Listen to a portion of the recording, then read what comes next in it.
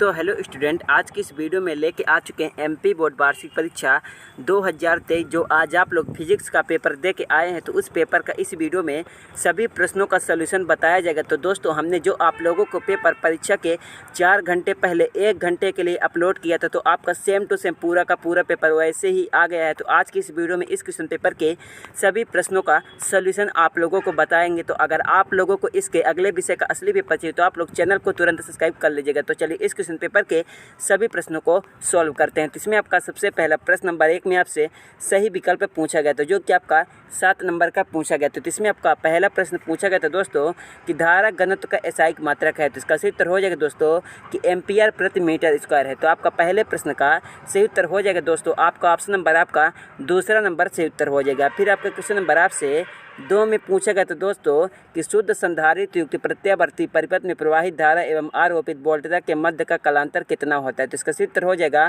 कि 0 डिग्री होता है। तो आपका दूसरे का सही उत्तर हो जाएगा दोस्तों कि पहला नंबर सही उत्तर हो जाएगा। फिर आपका क्वेश्चन नंबर 3 में पूछा गया था दोस्तों कि बाबा परमाणु अनुसंधान केंद्र कहाँ स्थित है। तो इसका सही उत्तर हो जाएगा कि मुंबई में। तो आपका तीसरे प्रश्न का सही उत्तर हो जाएगा दोस्तों कि मुंबई में स्थित है। फिर आपका 4 में आपसे पूछा गया था कि जर्मेनियम अर्धचालक में वर्जित ऊर्जा अंतराल होता है। तो इसका सही उत्तर हो जाएगा दोस्तों कि तीसरा नंबर सही उत्तर हो जाएगा कि 0.72 इलेक्ट्रॉन वोल्ट। तो आपका चौथे प्रश्न का तीसरा नंबर सही उत्तर हो जाएगा। फिर आपका क्वेश्चन नंबर आपसे 5 में पूछा गया था दोस्तों कि किस उपकरण का उपयोग दृष्टि कार्य के रूप में किया जाता है। तो इसका सही उत्तर हो जाएगा दोस्तों कि जेनर डायोड का। तो आपका 5वें का सही उत्तर हो जाएगा दोस्तों तीसरा नंबर सही उत्तर हो जाएगा कि जेनर डायोड का। फिर आपका 6 में है कि दूरदर्शी में नेत्रिका की फोकस दूरी अभिदृश्यक की फोकस दूरी से होती है। तो इसका सही उत्तर हो जाएगा दोस्तों से कम होती है। तो आपका 6 का पहला नंबर सही उत्तर हो जाएगा कि से कम होती है। फिर आपका 7 में पूछा गया दोस्तों कि 1 न्यूटन का द्रव्यमान होता है। तो इसका सही उत्तर हो जाएगा कि 1.67 × 10⁻⁻27 किलोग्राम। तो आपका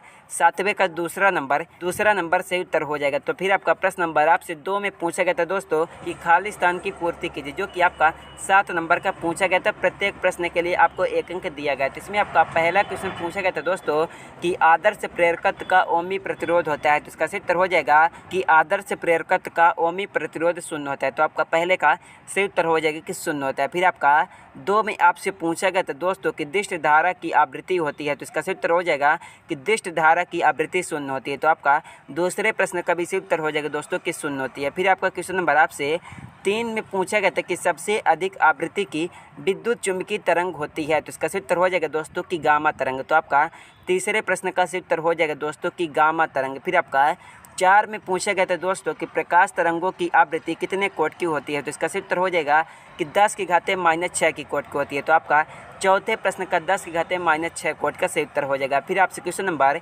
5 में पूछा गया था दोस्तों कि प्रकाश का वेग विरल माध्यम से सघन माध्यम की ओर जाने पर होता है। तो इसका सही उत्तर हो जाएगा दोस्तों कि छोटा हो जाता है। तो आपका 5वें का सही उत्तर हो जाएगा छोटा हो जाता है। फिर आपका क्वेश्चन नंबर आपसे 6 में पूछा गया दोस्तों कि चुंबकीय क्षेत्र एक कैसी राशि है। तो इसका सही उत्तर हो जाएगा दोस्तों कि चुंबकीय क्षेत्र एक सदिश राशि है। तो आपका 6ठे का सही उत्तर हो जाएगा दोस्तों सदिश राशि है। फिर आपका 7 में पूछा गया दोस्तों कि शंट के उपयोग से धारा मापी की क्या कम हो जाती है। तो इसका सही उत्तर हो जाएगा कि शंट के उपयोग से धारा मापी की सुग्राहिता जो होती है तो वह कम हो जाती है। तो आपका 7वें का सही उत्तर हो जाएगा दोस्तों कि सुग्राहिता जो होती है तो उसकी कम हो जाती है। फिर आपका प्रश्न नंबर आपसे 3 में पूछा गया था दोस्तों कि सत्य असत्य लिखे, जो कि आपका 7 नंबर का पूछा गया था। तो इसमें आपका पहला प्रश्न पूछा गया था दोस्तों कि अवरक्त तरंगों की खोज वैज्ञानिक रिटर ने की है। तो इसका सही उत्तर हो जाएगा दोस्तों सत्य। तो आपका पहले का सही उत्तर हो जाएगा सत्य। फिर आपका 2 में पूछा गया था कि नैज अर्धचालक के मुक्त इलेक्ट्रॉनों की संख्या होलों की संख्या के बराबर होती है। फिर आपका 3 में पूछा गया था दोस्तों कि वोल्ट मीटर विभव मापी से अधिक श्रेष्ठ है। तो इसका सही उत्तर हो जाएगा सत्य। फिर आपका 4 में पूछा गया था दोस्तों कि डी ब्रोगली तरंग विद्युत चुंबकीय तरंगे हैं। तो इसका सही उत्तर हो जाएगा सत्य। फिर आपका 5 में पूछा गया था दोस्तों कि परमाणु एक धनात्मक कण है। फिर आपका 6 में पूछा गया था दोस्तों कि एक पूर्ण चक्र में किसी प्रेरक को आपूर्त माध्य शक्ति 0 होती है। फिर आपका 7 में पूछा गया था दोस्तों कि माइक्रो ओवेन का आकार रेडियो तरंगों पर आधारित है। तो इसका सही उत्तर हो जाएगा कि असत्य। तो आपका 7वें का सही उत्तर हो जाएगा कि असत्य, क्योंकि माइक्रो ओवेन का आकार माइक्रो तरंगों पर आधारित है। तो आप लोग सभी प्रश्नों के उत्तर को मिला लीजिएगा। तो अगर आप लोगों को और भी किसी अन्य विषय का असली पेपर चाहिए तो आप लोग चैनल को तुरंत सब्सक्राइब कर लीजिएगा दोस्तों। परीक्षा के 4 से 5 घंटे पहले हम आप लोगों को टेलीग्राम चैनल पर एकदम असली पेपर उपलब्ध कराते हैं। फिर आपका प्रश्न नंबर 4 में आपसे पूछा गया था दोस्तों कि एक शब्द एक वाक्य में उत्तर लिखे, जो कि आपका 7 नंबर का पूछा गया था। तो इसमें आपका पहला क्वेश्चन पूछा गया था दोस्तों कि देहाली आवृत्ति क्या है। फिर आपका दूसरे में पूछा गया था दोस्तों कि प्रकाश का विवर्तन क्या है। फिर आपका